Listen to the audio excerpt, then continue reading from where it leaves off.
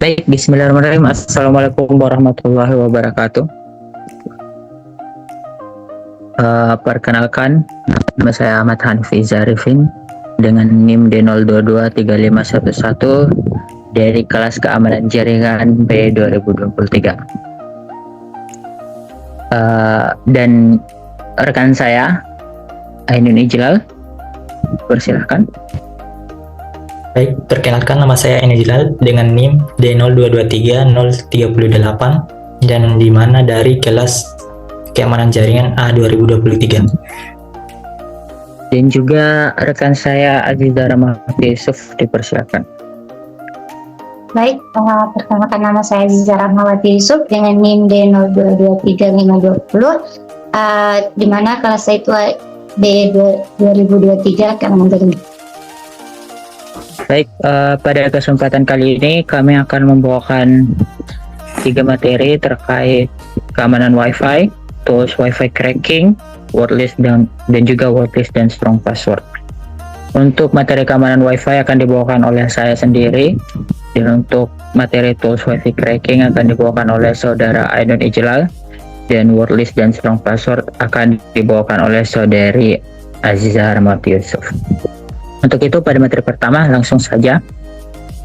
Sini kita akan membahas mengenai keamanan Wi-Fi. Sebelum membahas lebih jauh, kita perlu mengenal terlebih dahulu apa itu keamanan Wi-Fi. Jadi pada dasarnya keamanan Wi-Fi ini merupakan usaha atau upaya untuk mencegah akses yang tidak diinginkan dan melindungi data yang dikirim melalui jaringan nirkabel atau wireless. Karena sinyal Wi-Fi ini merambat melalui udara, siapa saja dalam radius jangkauan sinyal tersebut berpotensi terhubung dan menangkap lalu lintas data jika tidak dienkripsi. Di sini ada evolusi protokol keamanan. Jadi berevolusi sebanyak 4 kali.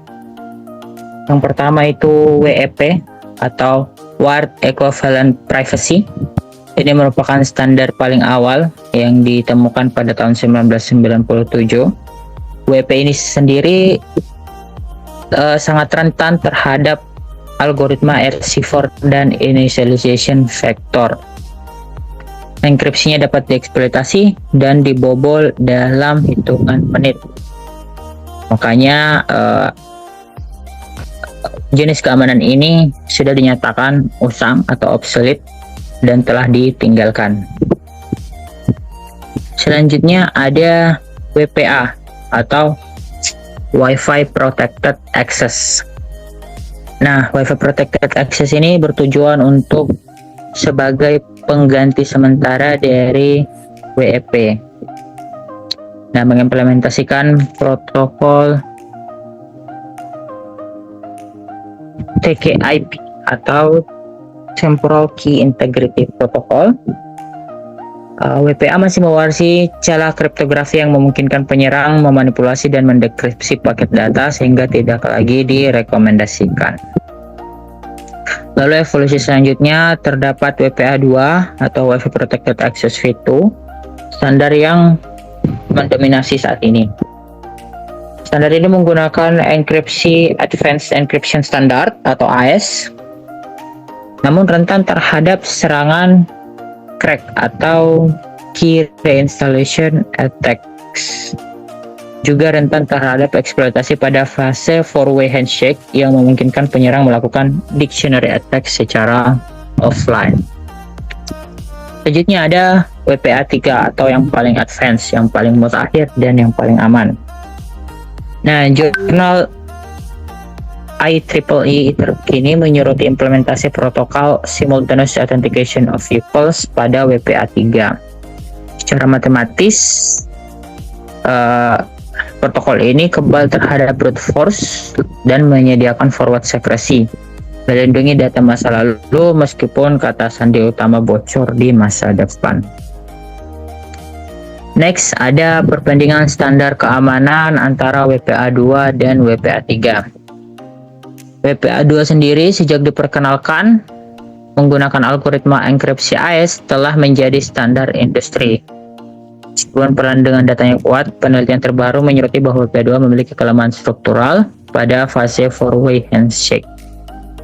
Sedangkan WPA3 merupakan standar keamanan mutakhir yang dirancang untuk menambal celah kritis pada WPA2, mengganti metode kriptografi lama dengan dari AES menjadi SAE, Simultaneous Authentication of Equals. Protokol SAE ini secara matematis kebal terhadap serangan dictionary attack yang dilakukan secara offline karena sistem mengharuskan penyerang berinteraksi langsung dengan router setiap kali menebak password.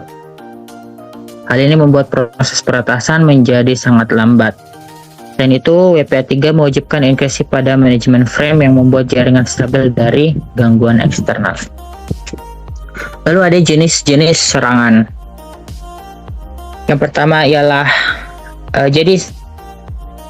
meskipun teknologi enkripsi terus berevolusi, para peretas terus mengeksploitasi celah yang ada pada protokol-protokol lama dan kelemahan psikologis pengguna. Di sini ada yang namanya the authentication attack atau pemutusan secara paksa. Jadi serangan ini bekerja dengan mengirim paket deautentikasi palsu, mengakibatkan perangkat terputus dari Wi-Fi secara tiba-tiba. Jadi memasukkan alamat MAC atau dari akses point asli. Biasanya ini merupakan tahap awal untuk memancing mengubah ke router palsu yang telah dibuat atau cloningannya. Yang kedua adalah Evil Twin Attack, Rogue Access Point. Jadi di sini penyerang memalsukan akses point, membuat akses point Wi-Fi yang palsu dengan konfigurasi dan SSID yang sama persis. Begitu terhubung, seluruh data diambil. Lalu yang ketiga ada yang namanya packet sniffing. Karena jaringan Wi-Fi publik yang terbuka biasanya, teknik ini mengintersepsi pasif di mana penyerang cukup mengendus dan menangkap paket data yang mengudara di sekitar area hotspot. Pada jaringan yang tidak dilindungi kata sandi, attacker cenderung lebih mudah dan dapat langsung membaca plain text-nya, mengambil informasi rahasia, dan memonitor aktivitas korban secara real time. Lalu ada yang namanya man in the middle atau MITM. Nah, teknik ini merupakan kombinasi antara Evil Twin Attack dan juga packet sniffing.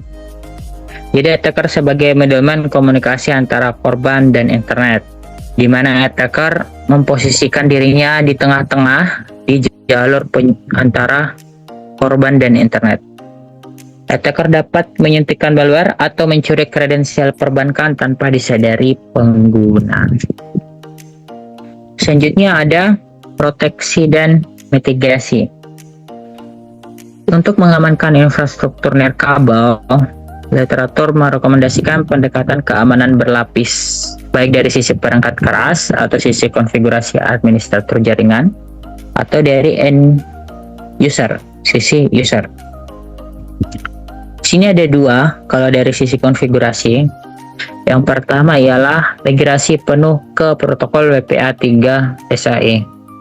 Karena pada WPA3 ini memiliki fitur Protected Management Frames yang aktif secara wajib, menjamin jaringan terhindar dari serangan pemutusan paksa atau deauthentication attack. Lalu menonaktifkan fitur Wi-Fi Protected Setup. Kemudahan koneksi lewat PIN WPS telah terbukti menjadi backdoor yang sangat mudah dijebol oleh serangan brute force otomatis. Selanjutnya dari sisi end user, disarankan menggunakan Virtual Private Network atau VPN, karena VPN ini membungkus lalu lintas data ke dalam tunnel enkripsi sekunder. Sekalipun attacker menggunakan teknik sniffing atau Evil Twin, hanya akan mendapatkan data acak yang tidak bisa diterjemahkan. Lalu meningkatkan kesadaran keamanan atau security awareness. Edukasi ini diperlukan agar pengguna mematikan pengaturan OTEC Connect ke Wi-Fi terbuka agar tidak mudah terekspos, dan mewaspadai fake login page yang biasanya ada dengan Wi-Fi public. Ya, itulah dia materi dari yang saya bawakan mengenai keamanan Wi-Fi. Selanjutnya, tools Wi-Fi cracking akan dibawakan oleh saudara Ainun Ijlal. Untuk saudara dipersilakan. Baik, di sini saya akan menjelaskan tentang tools Wi-Fi cracking. Next. Nah, sebelum itu kita harus mengetahui apa itu Wi-Fi cracking. Next. Nah, Wi-Fi cracking tersendiri adalah proses untuk menguji keamanan jaringan yang dimana Wi-Fi dengan cara mencoba menemukan celah atau kelemahan pada sistem keamanan yang digunakan. Nah, dalam konteks yang benar dan legal, Wi-Fi cracking digunakan untuk audit keamanan jaringan, pengujian penetrasi atau penetration testing, lalu analisis kelemahan sistem. Namun jika digunakan tanpa izin, aktivitas ini termasuk tindakan ilegal. Next. Nah, adapun tools Wi-Fi cracking yaitu di mana AirCrack-NG. Fungsinya itu menangkap paket data, terus mengambil handshake dan melakukan cracking password. Yang dimana komponennya itu terdiri Airmon-NG yang dimana untuk mengaktifkan monitor mode, terus Aerodam-NG menangkap data, Airplay-NG melakukan serangan, dan AirCrack-NG untuk memecahkan password. Next. Nah, selanjutnya itu ada tools yang bernama Wireshark, yang dimana fungsinya itu untuk menangkap lalu lintas data Wi-Fi dan melihat isi paketnya, terus menganalisis aktivitas jaringan di dalamnya. Terus terdapat juga River, yang dimana berfungsi untuk menebak pin WPS sehingga dapat mendapatkan password Wi-Fi yang diinginkan. Next. Selanjutnya itu ada juga terdapat web toolsnya yaitu Fluxion, berfungsi untuk membuat Wi-Fi palsu, lalu menampilkan halaman login palsu serta mengambil password dari pengguna. Terus terdapat juga Kismet, di mana berfungsi untuk mendeteksi jaringan, lalu dapat menemukan hidden network dan memonitoring aktivitas wireless tersebut. Next. Nah, sekarang kita akan mengetahui cara kerja dari Wi-Fi cracking. Yang pertama, monitor mode. Di monitor mode ini, adapter Wi-Fi diubah ke mode monitoring untuk menangkap semua data di sekitar. Terus terdapat juga packet capture, yang dimana tools ini menangkap data yang lewat di jaringan. Terus selanjutnya itu di authentication attack, di mana untuk menyerang klien agar terputus dari jaringan dan reconnect kembali. Lalu yang terakhir itu ada handshake capture, di mana akan mengambil data autentikasi tersebut antara klien dan router, dan password cracking. Passwordnya ini dicoba menggunakan workflow atau brute force nantinya. Next. Nah, teknik yang digunakan itu ada salah satunya itu terdapat packet sniffing, di mana dapat menangkap data yang lewat di dalam jaringan. Terus brute force attack, mencoba semua kemungkinan password yang ada untuk dapat membobol suatu jaringan tersebut. Terus terdapat di dictionary attack, digunakan daftar password, yang dimana ini akan memiliki semua daftar passwordnya. Terus terdapat juga teknik di authentication attack, yang dimana untuk memutus koneksi pengguna. Dan terakhir ada evil twin, dimana ini untuk membuat Wi-Fi palsu sehingga dapat meniru Wi-Fi yang asli. Next. Kesimpulannya itu, Wi-Fi cracking ini merupakan teknik yang digunakan untuk menguji keamanan jaringan nirkabel. Toolsnya ini seperti AirCrack-NG, Wireshark, River, dan Fluxion dapat digunakan untuk menemukan kelemahan sistem. Namun, penggunaan tools ini harus digunakan secara legal dan bertanggung jawab. Dengan memahami cara kerja serangan, pengguna dapat meningkatkan keamanan jaringan Wi-Fi mereka. Baik, sekian dari saya. Saya kembalikan ke Saudara Hanif. Baik, itulah dia materi yang dibawakan oleh Saudara Ijlal terkait Wi-Fi cracking tools. Selanjutnya kita akan mendengarkan pemaparan dari Saudari Aziza Rahmawati Yusuf terkait word list dan strong password. Ini nama NIM dan kelasnya dihiraukan saja. Oke, untuk Aziza Baik. saya persilakan. Baik, terima kasih. Baik, di sini saya akan menjelaskan materi tentang word list dan strong password. Next. Pentingnya keamanan password dalam dunia digital, di mana password adalah garis pertahanan utama dalam melindungi data pribadi dan mencegah akses tidak sah ke akun. Next. Baik, sebelum itu kita harus tahu apa itu word list. Jadi word list itu adalah kumpulan kata yang sering digunakan untuk menembak password. Dalam dunia cyber security, word list menjadi alat umum dalam serangan cracking password. Nah, penyerangan penggunaan word list untuk mencoba berbagai kombinasi kata, termasuk kata umum, nama, dan tanggal lahir untuk mengakses akun target. Next. Resiko serangan word list, yaitu ada serangan password menggunakan word list, menunjukkan betapa mudahnya password sederhana ditebak. Penggunaan kata umum atau informasi pribadi dalam password sangat meningkatkan risiko peretasan, sehingga penting untuk memahami ancaman ini demi keamanan digital kita. Next. Adapun karakteristik password kuat yang harus diketahui, yaitu ada 3. Pertama itu ada panjang minimal 12 karakter. Nah, password yang kuat harus memiliki panjang minimal 12 karakter untuk meningkatkan keamanan dan mengurangi kemungkinan tebak dengan teknik brute force. Kemudian yang kedua itu kombinasi karakter beragam, yaitu menggunakan kombinasi huruf besar, huruf kecil, angka, dan simbol, membuat password lebih sulit ditebak oleh peretas dan serangan otomatis. Kemudian yang ketiga itu ada hindari kata umum, di mana password yang menggunakan kata umum atau informasi pribadi sangat mudah ditebak, sehingga penting untuk menghindari elemen yang dapat dikenali. Next. Adapun contoh password yang kuat dan yang lemah.